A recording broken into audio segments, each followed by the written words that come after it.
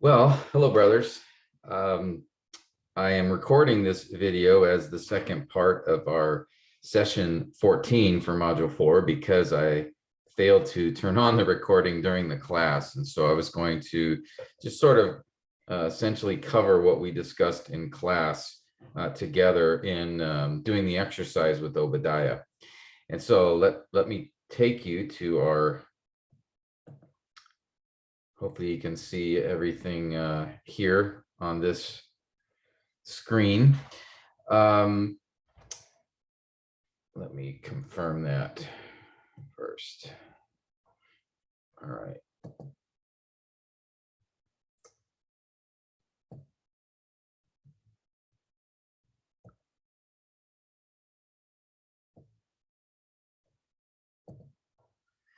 Okay. Yeah, so hopefully you can see that. So this is where we left off. These were the various poetic devices that for the figures of speech, that particular part. Remember, for poetic devices, you have two general categories. You have the figures of speech. That is where what is said is not meant literally, but it uses some sort of figure of speech to convey an idea. And then there are other poetic devices that are more literal in nature, but they are used with poetry. And we'll look at those in a minute.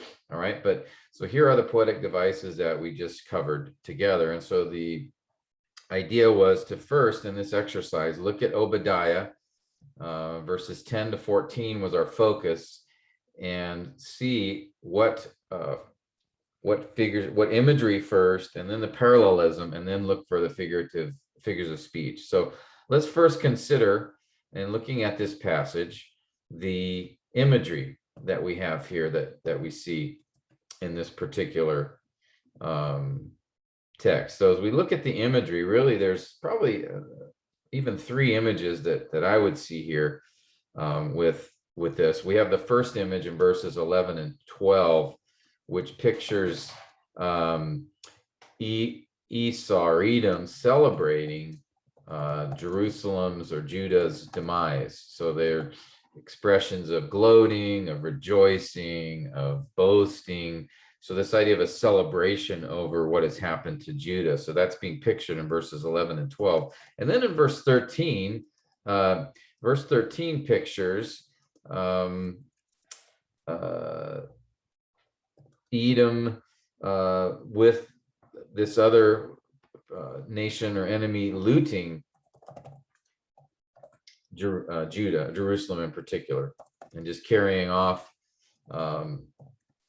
wealth and goods and things from the victory that this other enemy had over the people of Judah. And then we have in verse 14 another related image, and that is,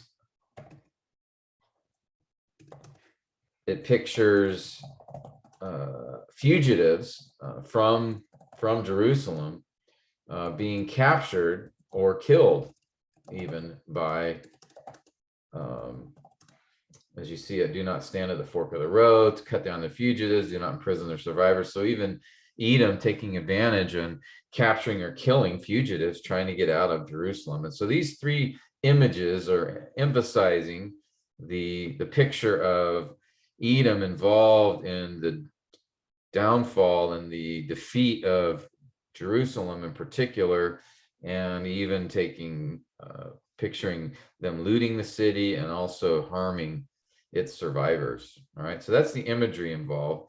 The parallelism, I thought I would treat that separately here. If you remember, these are the 5 types of parallelism, really 4 types, and chiasm is a special class. But we have the synonymous parallelism where one line matches the other, both in idea and also grammatically. Contrastive parallelism is where one line is the opposite or contrasts the other. Developmental, that's a little more complicated and involved, where one line either expands or adds to the other, or one line explains or illustrates the other, or one line is the reason or result of the other. So that's developmental parallelism. Well, one line develops the other. Formal is simply, again, if you remember, ambut, it's not clear. We don't know. We can't tell for sure. And then chiasm would be a special case where the second line is in reverse grammatically compared to the first. All right, so let's just quickly look at verses 10 through 14 here. I'm going to reduce the font a little bit so that hopefully you can still see all the verses here, but I wanted to show them all together. All right, so hopefully you can see that on your screen. So verse 10, as we look at verse 10, and what we're going to notice here is in the New American Standard Version, notice it has 3 lines in verse 10, 5 in verse 11, 6 in verse 12, 6 in verse 13. But actually, if you look at the original Hebrew text, which I showed you previously, that the accent marks indicate a different line feature, and the ESV reflects that well, whereas verse 10 is actually 2 lines. Yeah, it shows 3, but this second line here is actually part of the first. Notice the indentation. So when it's indented like that, they're expressing that it's part of the first. So if we go to verse 12, it's not 6 lines, it's actually 3. Notice the indentation here. But do not gloat over the day of your brother. In the day of his misfortune is 1 line. And then the second line is do not rejoice over his people in the day of the ruin, and then the third line. And that is the case in verse 13 as well. Verse 14 is 2 lines. It's harder to see. I don't know, maybe. I wonder if I expand. No, they kept that.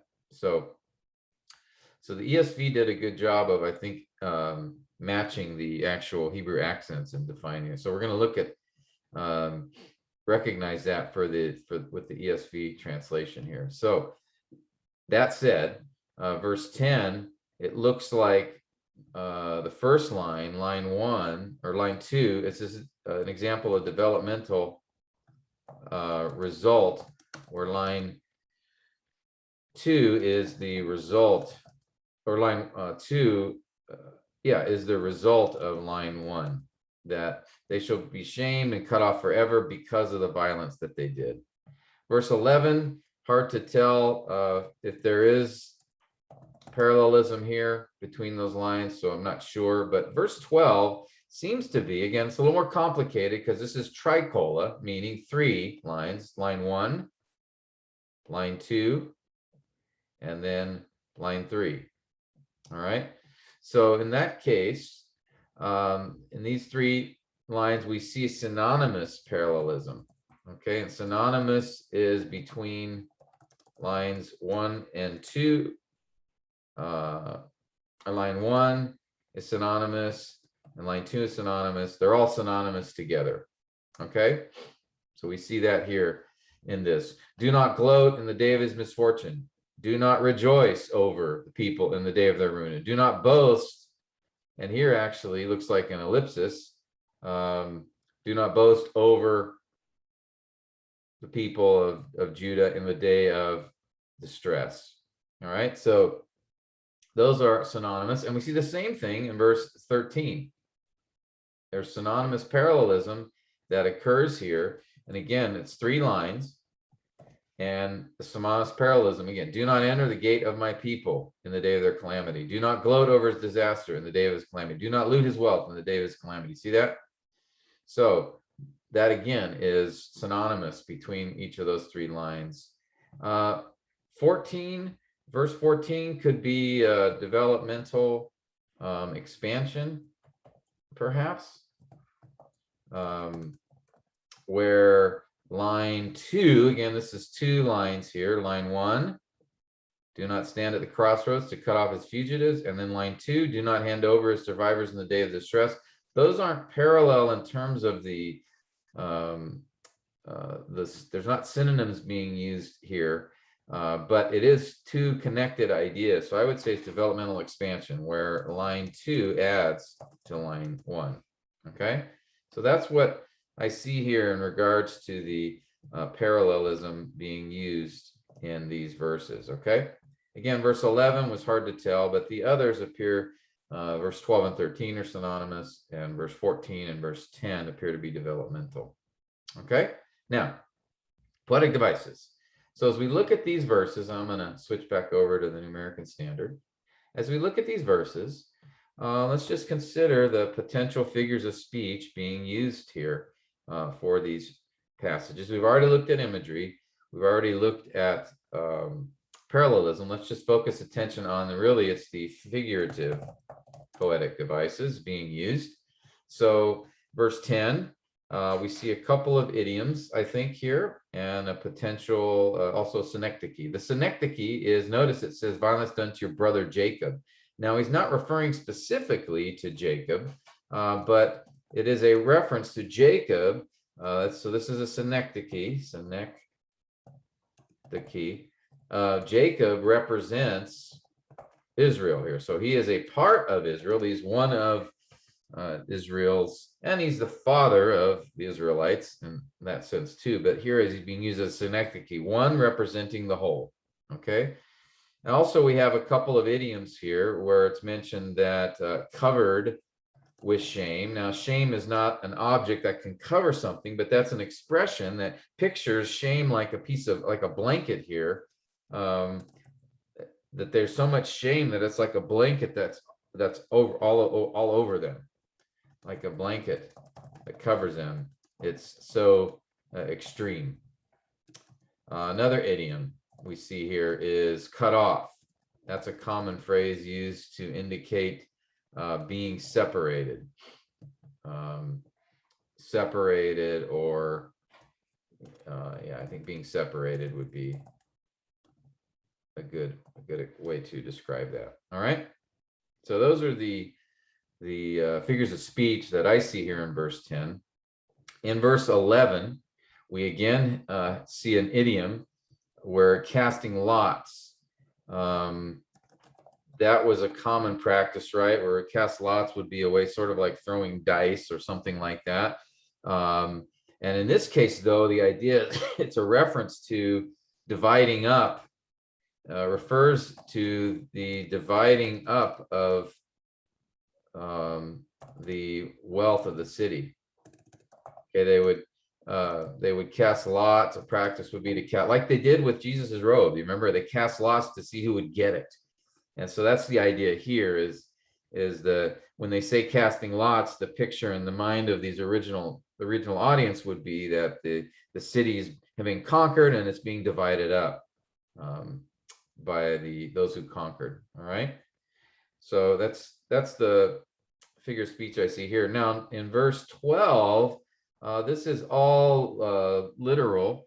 Again, this, if we remember before, all of this is speaking of, it's a poetic way. It sounds like it's something happening in the present, that they're being commanded not to do something in the present, but this is an artistic or poetic way of expressing something they've already done. And so it's really a rebuke of a past, because we see in verse 10 that these verses are speaking of a past event.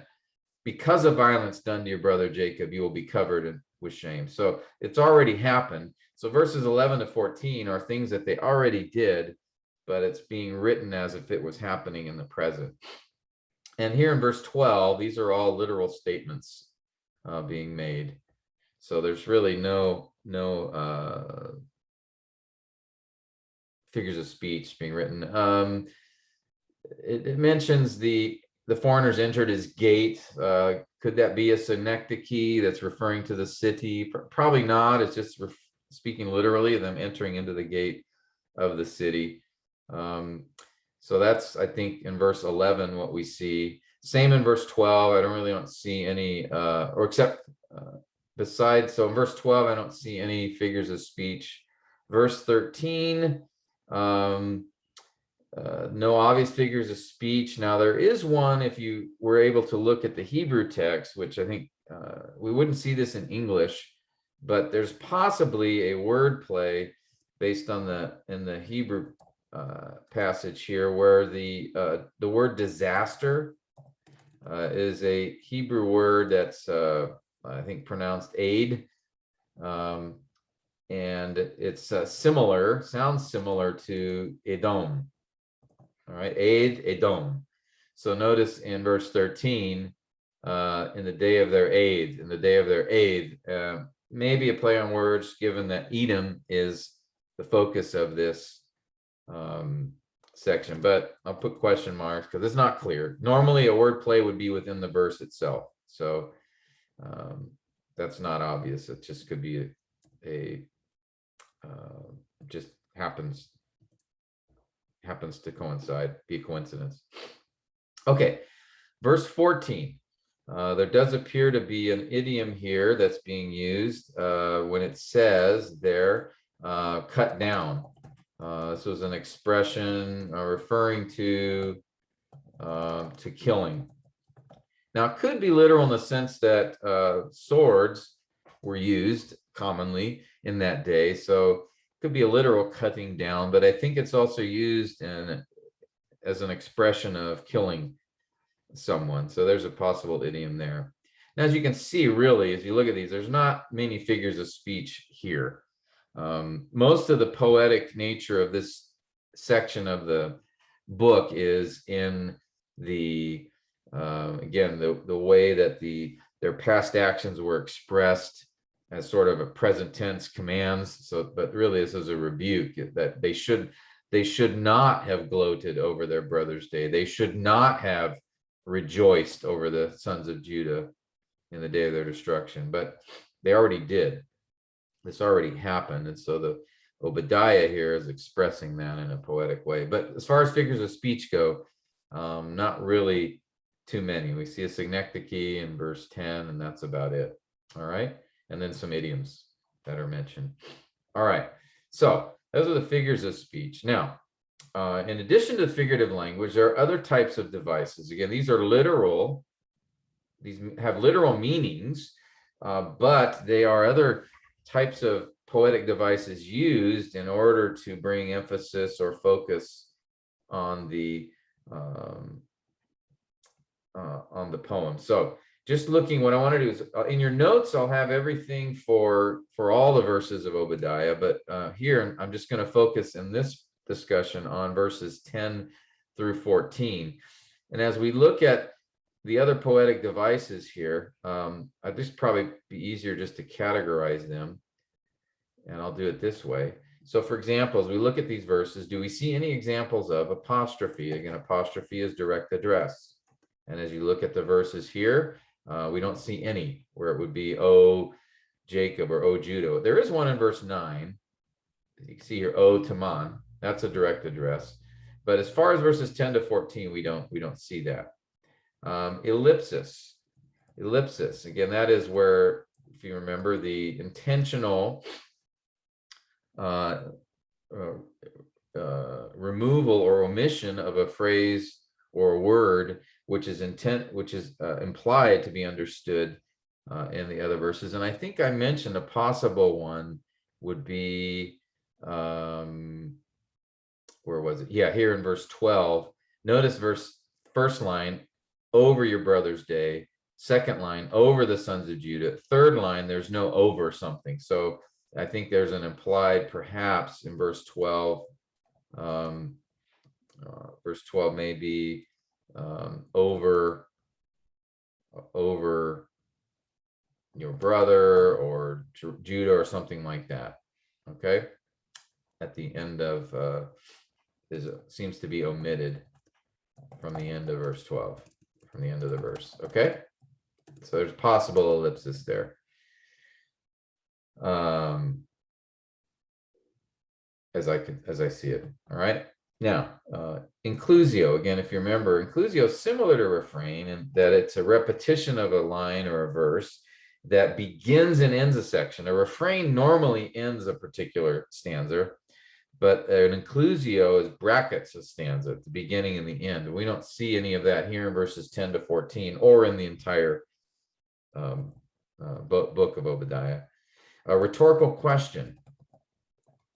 And that is a question where the person asking the question knows the answer. It's obvious, but it's just given as a poetic way to get the reader to think. Now here, we don't see any in these verses. I believe there is a poetic or a rhetorical question. Yes, in verse 5. If thieves came to you, if robbers by night, oh, how you would be ruined. Would they not steal only until they had enough? Would they not leave some gleaning? So that's a rhetorical question where the expected answer is yes. But it's written in the form of a question because it causes the reader to pause and think. But as far as verses 10 to 14 are concerned, there is none. Okay, again, I can mention verse 5, we see it, but not in verses 10 to 14. Okay, the next one is Salah. That's another poetic device that is used. Again, if you remember, that's really a word that's not intended to be read, but it's an instruction for the reader to pause, or for if there's music being played, to pause. And we see this particularly in Psalms. That's a characteristic of Psalms, but there's none here in either in these verses or in the entire book of Obadiah. Refrain. Now, refrain, again, normally a refrain ends a stanza, and we can see here that in this particular case, let's see if I can slide that over here, that there do seem to be a possible refrain in these verses. Normally, again, a refrain ends a stanza, but not always. For example, Psalm 136, right, that referenced the loving kindness of the Lord's everlasting, loving kindness of the Lord's everlasting, is repeated in each verse. So a refrain does not have to end a stanza, though it normally does. Here we do see in verses 11 through 13, 14, notice the repeated references, do not, and then some statement, right? Do not gloat, do not rejoice, do not boast. That's sort of a refrain. It's not an exact repetition, but it does have this, it's not an exact same statement, but it is similar. So that could be considered a refrain. And also in the day of is repeated quite often. In the day of their destruction, in the day of their distress, in the day of their disaster, in the day of their disaster, in the day. You see that? So we see both of these repeated, more like a refrain. Now, the real most common poetic device here that's used in this particular poem is repetition. Repetition. In fact, let me do this. I'm going to take passage here. This will be easier to do, I think, and just sort of highlight. So I'm going to, so let's just look at the repetition here. All right. Obviously, and here we're looking more for words in particular and even synonyms, right? So obviously, repetition, we have the do nots that I just mentioned there. So, right, do not, if I just highlight each of these. I mentioned these are refrains as well, because again, it incorporates an entire phrase, but just those two words, do not, are repeated quite often. Let's see, I think I got most of them. We also have as well in the day, right? Notice in the day or on the day is repeated as well. I'll highlight that in a different color. So notice on the day, your brother's day, the day of his misfortune, day of destruction, day. Look at this. Day, verse 13, day. So this is clearly a reference, is a focus on a particular point in time or particular event that took place. Big emphasis here on that. Also an emphasis on this idea of disaster or distress, right? Misfortune is one way it's translated. And we have destruction, distress, disaster, distress. You see that? Again, emphasis. This repetition really brings emphasis. Gloat or boast or rejoice, if you notice, those are also repeated quite often. Let me use another color here. I'll use gray. So gloat. Again, these aren't the exact same word, but they're synonyms. They have a similar idea. Rejoice, boast, gloat. That's repeated in several of these verses. We also have a similarity here with Jacob or Judah. Those are referring to God's people. Judah is mentioned here. Jacob, I think he mentions, yeah, my people.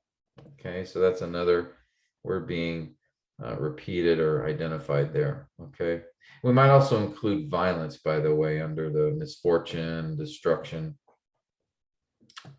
Okay, So a lot of repetition here. What's the effect of all of this? Again, it emphasizes a couple things. One, emphasizes the focus on what they committed on this particular event was a serious breach, a serious sin, but given the repetition, the impact upon the people of Judah is repeated. So that really emphasizes that this was a devastating event that took place that Edom participated in and took advantage of. And so the repetition here helps bring that across in force. Okay, so those are the other poetic devices that are used. Primarily repetition. That's the big one that's used here. And that's common. Again, in Hebrew poetry, repetition is probably the most common form of poetic device that is used. And certainly we see that here in these verses. Okay, so we've talked about the imagery, the parallelism, the poetic devices that are used. Now let's consider, that's the first step. We did all of that because this passage is written using the poetic genre. Now we want to turn our attention to the second step in prophetic analysis. And again, this is just, we're doing an example here, is to identify the nature and time frame of the passage. Now, that's, as I mentioned briefly a moment ago, this is an interesting, the way this is constructed as far as time frame. Again, we're going to focus our attention on verses 10 to 14, but I will mention the entire book as well. But as we look at these particular verses here, you'll notice something interesting. Notice in verse 10, there's a reference to the past, because of violence to your brother Jacob. So that's something they've already done. And then it says, you will be covered, you will be cut off. So here we're given in verse 10 the reason for the judgment being made against Edom. So in verse 10, we have the hint of, or focus on, the past tense. But then notice in verse, and also in verse 11, there's past tense, on the day that you stood, on the day that strangers carried off, foreigners entered. Okay, you were as one of them. So here we see verse 10. There's a reference to verse 10. There's an implied past tense from the word because. So that's something they did. Verse 11, notice the past tense verbs that are given there. Stood, carried, entered, were. All right. But then notice verses 12 to 14. Verses 12 to 14 appear in the present tense. They are present imperatives, all right? Present commands. Do not do this. Do not do this. Do not do that. All right. But notice we already mentioned verse 10 to 11. That set the focus here that these are past events. And so verses 12 to 14 are actually, though they appear in the present, they refer to past events. And the poet here is expressing them artistically or poetically, meaning he is speaking as if they were occurring in the present. Just it sort of increases the level of rebuke, the level of displeasure on God's part from what they did. And so it's expressed in a poetic way just to kind of emphasize that. But these are things they already did. Okay, because that's why they're being judged. They already committed these acts. And again, verses 10 and 11 describe that. So here in this particular poem, or prophecy, we have sort of the following structure where if you look at the verses 1 to 9 are future, and verses 10 to 14 are past. And that's, again, the future of verses 1 to 9 and also future in verses 15 to 21. The future declarations of judgment are based upon the past events. All right, so but this is the general structure in regards to the time frame of the passage.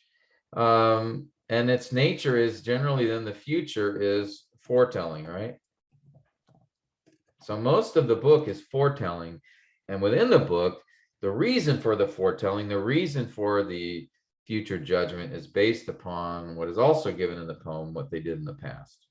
All right. Next, we want to identify the prophetic genre. And as you look at this as a whole, really we would classify verses 1 through 14 or 16 as a judgment oracle.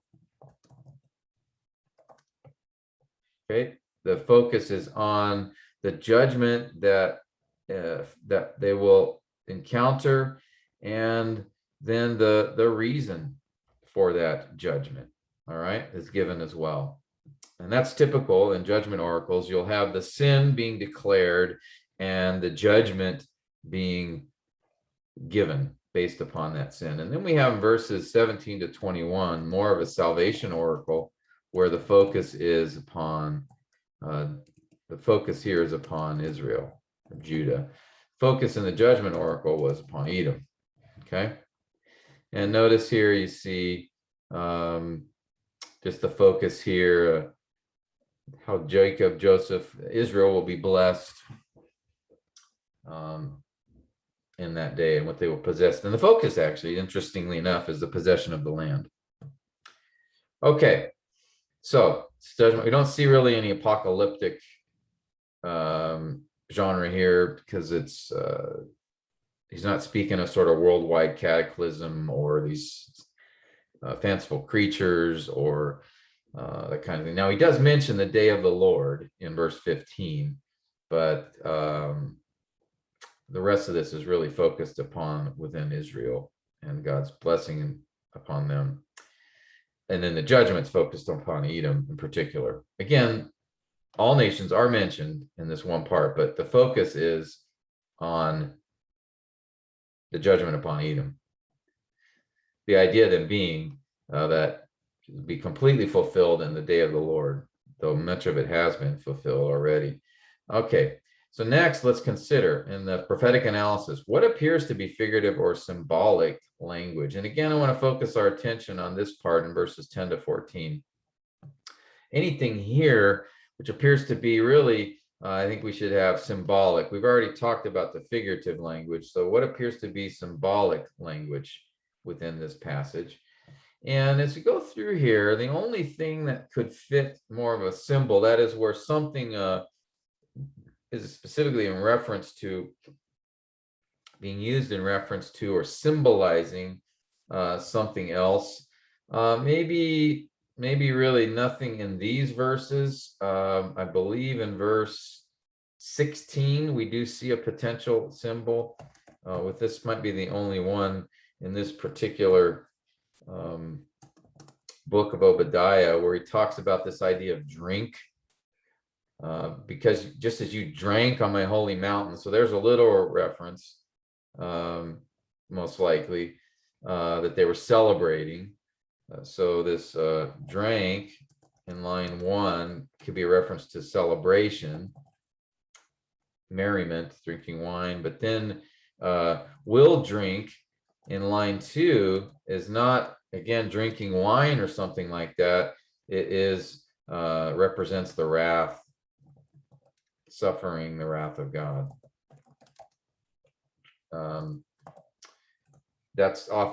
That's used in other places, this idea of drink as a judgment from God, that they're going to take in his wrath. So that's one possible symbol here in this particular book, but there doesn't appear to be any others. There are references, like in verse 18, there's figure of speech, Jacob will be a fire, Joseph a flame. That's not a symbol there, that's a comparison, right? So comparison is here in this case a metaphor. That will be a fire, house of Jacob will be a flame. There's an ellipsis, by the way, as well in verse 18. All right, so that's all I see as far as, and that's another indicator too, by the way, that we don't have apocalyptic here, because apocalyptic usually is full of symbols that are mentioned. Okay, so that takes us to the next step here in our analysis of this particular section of Obadiah. How does the passage fit within the author's flow of thought? So again, we're focusing on verses 10 to 14. I've already talked about this a little bit, but again, I mentioned before, okay, verses 1 to 9 speak of future judgment upon Edom, all right, as well as verses 15 to 21, future judgment on Edom and blessing on Israel, specifically regarding the land, okay? Now how does verses 10 to 14 fit in this? Verses 10 to 14, again, as I mentioned when we talked about time frame, focus on the reason for God's judgment upon Edom. Okay, based on what they did in the past, specifically upon Israel. Okay, so that's how we see the structure here. Is it really carries this idea of judgment. The reason for the judgment is given in verses 10 to 14. And that's why we have future tense verses 1 to 9, present or past tense verses 10 to 14, future again verses 15 to 21. Okay. Now, the last step here in passage analysis is to identify or indicate if the passage is cited or alluded to or referenced anywhere else. And I looked through scripture, cross references, and couldn't find any. So it doesn't appear, there's no apparent references to Obadiah elsewhere in scripture. Okay. Now, that doesn't mean there isn't for sure. I just wasn't able to find any. I even consulted a couple resources and they couldn't find any either. So there doesn't appear to be any references to Obadiah. Now, of course, there are things said in Obadiah we see elsewhere, the day of the Lord. All right, that's mentioned in Joel, it's mentioned in Zechariah, it's mentioned in 2 Thessalonians. The day of the Lord is referred to other places, but that doesn't seem to be quoting from Obadiah. And then the reference to drink on his holy mountain and would drink continually, that's mentioned other places, but I don't think it's quoting from Obadiah. So there doesn't appear to be any references. Now, one thing too that I like to consider or think about is also asking the question: have any of the predictions regarding Edom, have any of the predictions regarding Edom been fulfilled? Okay, when you're looking at a prophetic text, which is speaking of future events, it's good to ask: has it been fulfilled yet? Sometimes when the passage is referred to in other scriptures, that gives an indication of whether it's been fulfilled or not. But since we don't have any of those references, we don't know for sure. There seems to be some evidence historically of Edom suffering judgment. I mean, it's no longer a nation now.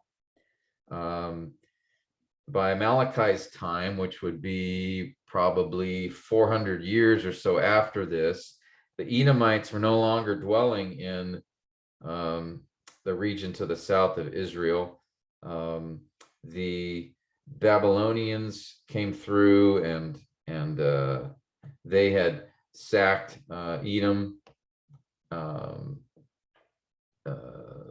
in around 580 BC, something like that.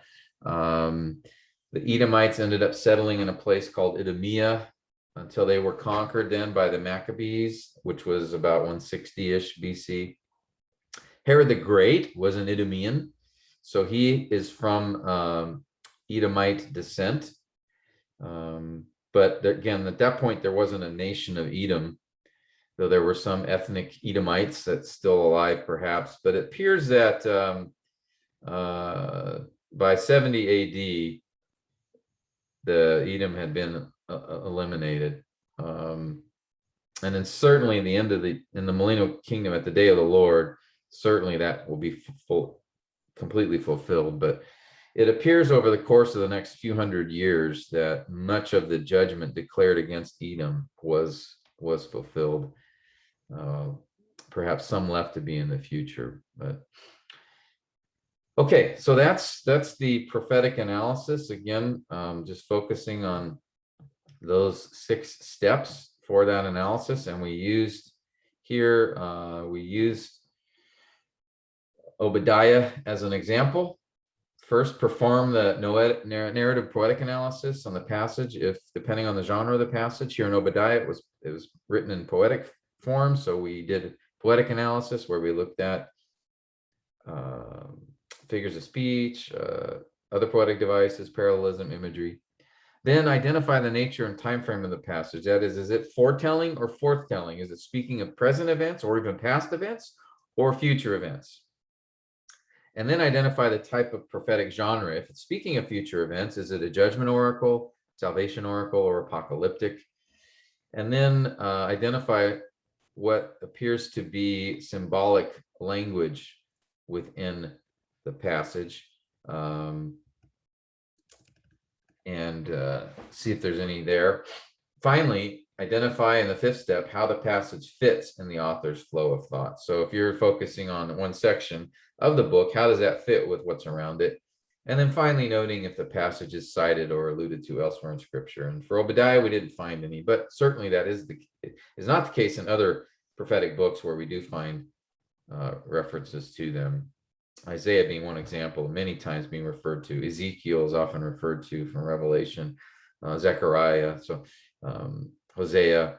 We see many references to Amos, to Old Testament prophetic texts in the New Testament, or sometimes elsewhere in the Old Testament. Jeremiah referenced Micah at one point. So, okay, so that's the remainder of our discussion from session 14. I apologize for the inconvenience, and thank you for your attention and watching this. Hopefully it's been helpful, and looking forward to seeing you again at our next session, session 15. All right, brothers, take care. God bless.